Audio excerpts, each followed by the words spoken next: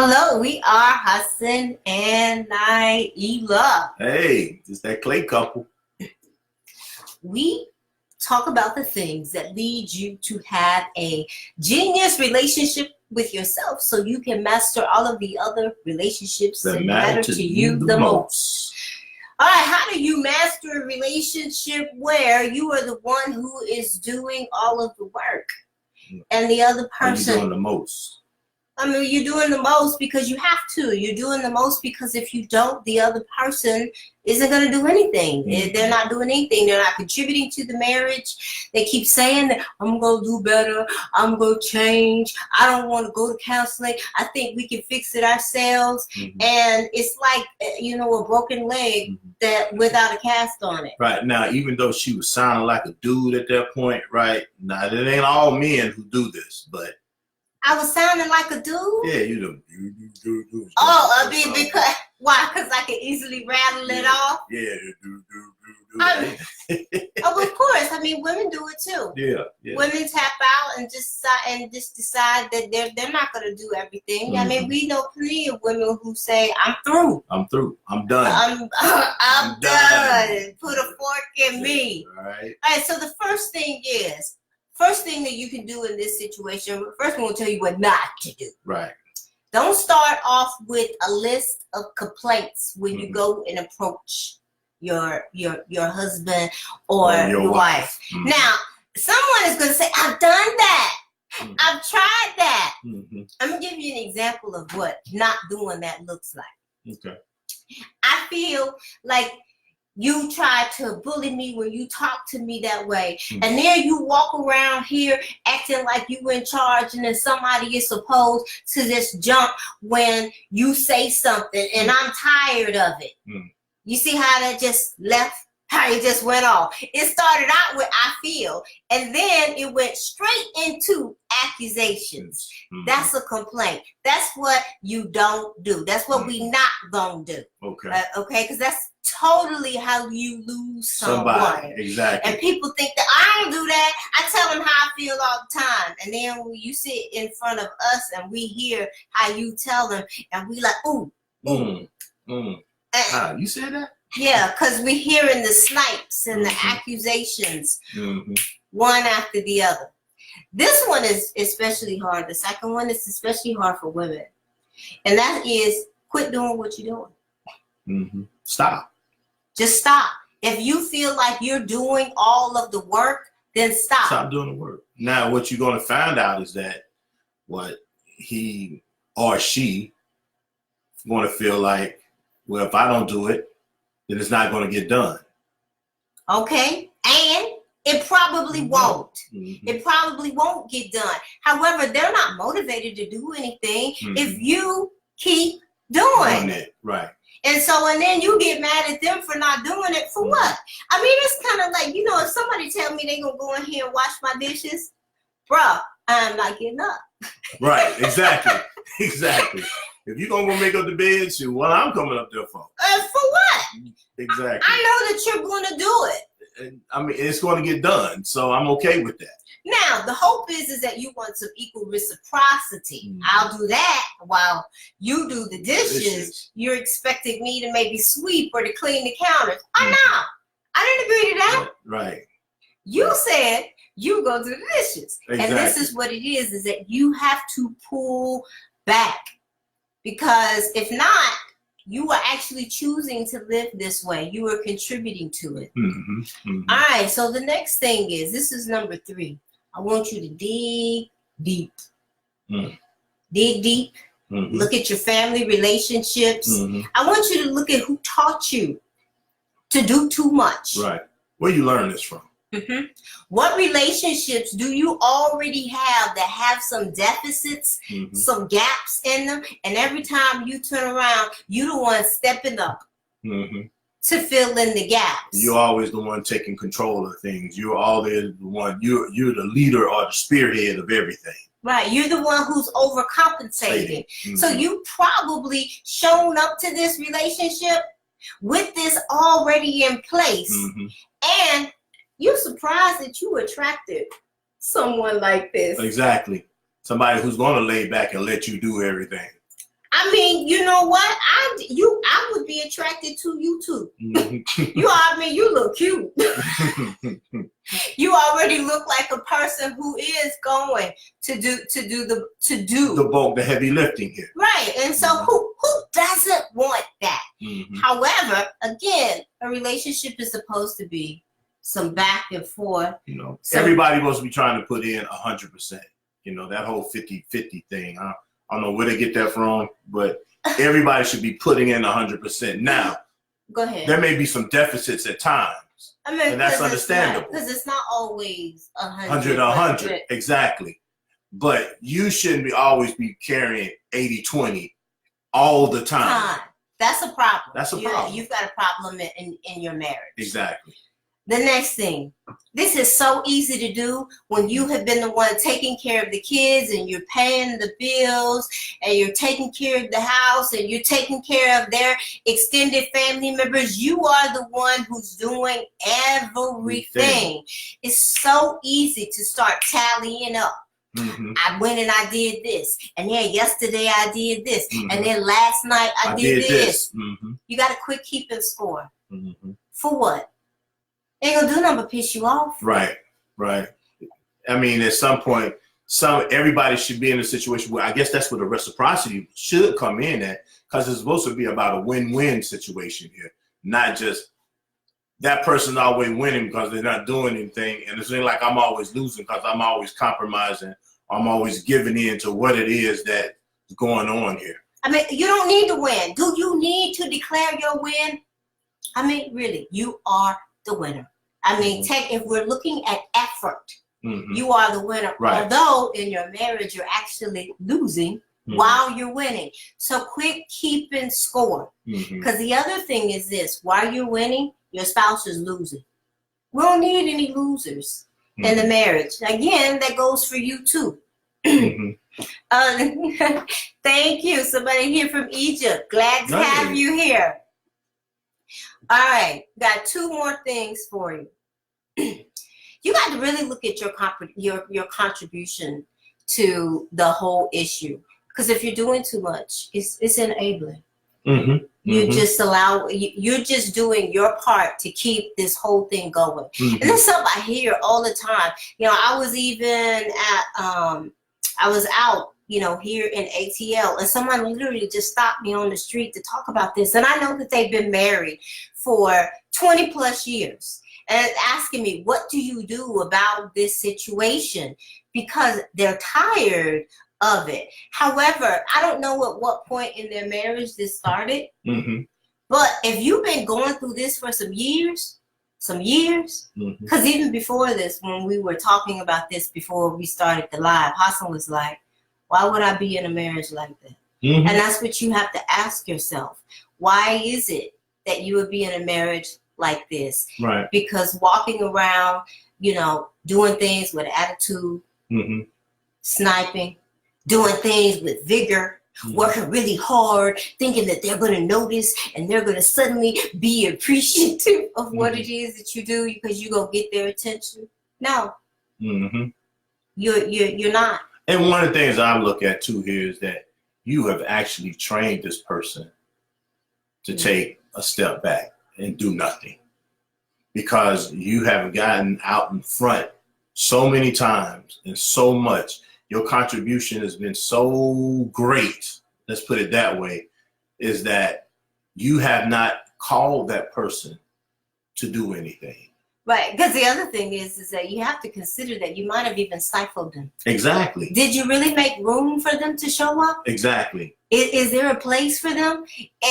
And this is the other thing, is they may have tried, but they didn't do it right. Right, and then you took it over. And so you keep doing it over and doing it behind me because I don't do it right. You know what, bro? You can have it.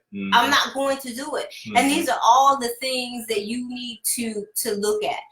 These are the last two things. You can leave. And if you don't leave, you are choosing to deal with it. Because that's the other thing. Now, people say, well, I don't know if I want to leave or not. And what do I do in the meantime? While you're making this decision about what you're going to do, Focus on you. Right. Because know that you're not going to get the benefit that you feel like you deserve out of this relationship. It's just not going to happen. It's not going to happen. You know, and you're going to have to find your wins somewhere else. Right. You have basically said, I'm okay. You know, I'm okay with that. If you stay, you are saying, I'm okay with that. And I know that I'm not going to get what it is that I'm looking for or that I need from that person to thrive or be successful or whatever it is that you want, the terms you want to use. You're going to have to find that somewhere else. Mm-hmm. Now, that doesn't mean another person. Exactly. Now, that don't mean infidelity. All right. We ain't saying that. We're not saying that. We're saying a hobby, you know, taking a class, you know, finding you some interest. That's right. Doing some volunteer work. You know, finding some things to give you a sense of purpose. Exactly. Outside of the marriage. Hopefully, they'll notice. Like, oh, you ain't think about me as much. Oh. He not doing as much as he used to. Why not? Why? Because he gone. Right. Because he's doing him. Because she's doing him. And the other thing is they may not notice. You know why? Because this person is telling you that this is what life with them is going to be like. This is it. And either you accept it or you bounce. And this is the part people don't want to hear. You know, you may have to leave. Now, people are thinking, but y'all are supposed to help people stay together. Some people you don't need to be with. Right. In some ends, you know, it's unfortunate, but in some instances, you may just need to go your separate way. Maybe the time has ran out on that situation, and you may need to split at that point. You have to come to it. You have to search yourself. You have to go in and in prayer. Whatever the case may be, you will have to search your heart and find out. Now, again, you may have ties that don't allow you to do it right then. And that's okay. And that's okay. If you know you can't do it at that time. Right. And it may be that I will do it later. I know plenty of people who have said, you know what, this marriage has a stopwatch for me.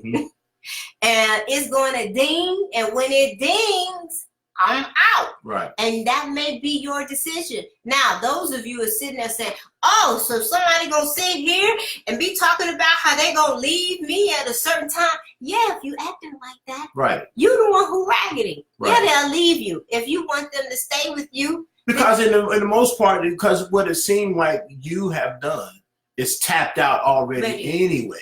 But you want them to stay tapped. You want them to stay tapped in while you have tapped out. So nobody deserves to be oppressed or deserves to be misused. Nobody deserves that. So if that person may not be able to go based upon how you guys are intertwined.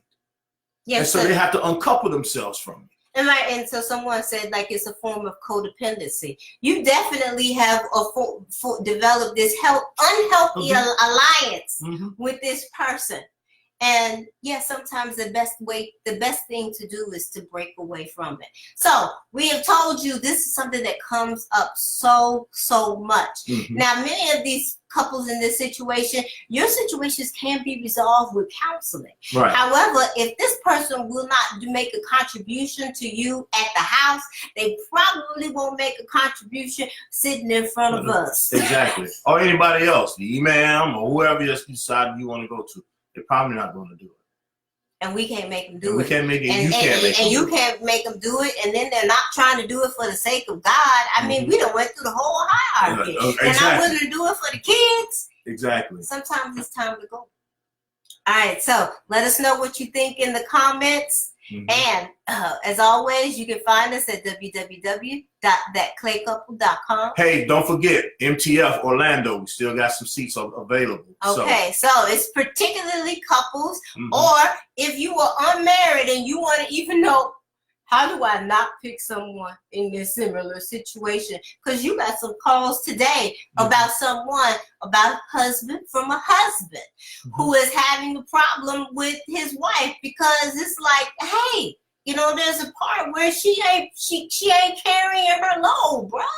What do I do? You know, when I gave him some ideas for how to finesse that, but these are all things that really can you really can address with just one or two simple things. And people go through these problems for years and thinking, oh, there's nothing I can do. You know, truly, God is always the turner of hearts. Exactly. But there are some things that you actually can do to help motivate that you can find out about and managing the flow. All right, and you can get all the information at #MTF Orlando. Okay, someone is saying, what if the other partner is selfish and their ego is preventing him from admitting his mistakes? I mean, this person, they don't really need to admit it. They're already showing you. Exactly. I mean, they're showing you in their actions. Do I need for you to say it? Do I need? I used to say, do I really need to see a crack smoker smoking the crack? Yeah, that's what I say all the time. I don't need to see. Right. I don't need to see a crackhead smoking crack to see crack-like behavior. You know, we can be out, and I can say, they do meth. I can look at someone and I can see meth behavior. I know what it looks like because I've been in those circles for so long. I ain't trying to treat it. I ain't trying to diagnose it. I just know it for what it is. And I go on about my business. But I don't have to have this full investigation. For what reason do I need for you to literally say you're selfish? And I mean, a selfish person is not really going to say, because they're not that actualized in the first place. They're not going to really say, I'm selfish. As a matter of fact, more likely, they're going to gaslight you. Right, they're going to turn it back on you because it's your problem for even bringing it up. Bringing the situation up. You the one with the problem. This is your issue. This is not my issue. Right, we would be good if you would be quiet. If you just be quiet. And so having an admission, it might feel good. I just want to hear you say that you mistreat me.